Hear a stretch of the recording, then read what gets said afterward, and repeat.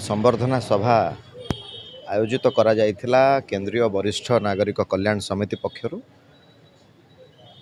समस्त मोर पूज्य गुरुजन माने मुरबी माने आज समस्त एकत्रित होते एकाठी होते आज पवित्र दिन गुरु पूर्णिमा केंद्रीय वरिष्ठ नागरिक कल्याण समितिर पूज्य सभापति कार्यकारी सभापति साधारण संपादक समस्त सदस्य आज जहाँ प्रस्ताव उपस्थापन करिसेंती निश्चिंत भाव से दिगरे आमर कार्यक्रम रहिबो बोली आमे आज प्रतिश्रुति देइछु।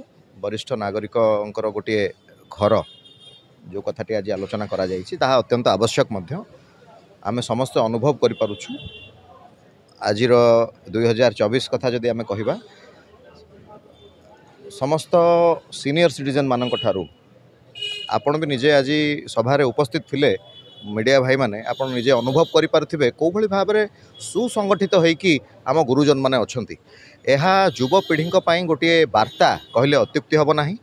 जदि आमे आम गुरुजन मानकर पथ को अनुसरण करबा नीति आदर्श रे अनुप्राणित हबा आगामी भविष्यत पीढ़ी निश्चिंत भाव में निज भितर भल पाइबा स्नेह श्रद्धा ममतार बांधि रहिबे एवं सुसंगठित होइकी रही भारत वर्ष को गोटे वार्ता जीव कटक सहर रानीहाट बोली मोर विश्वास। धन्यवाद।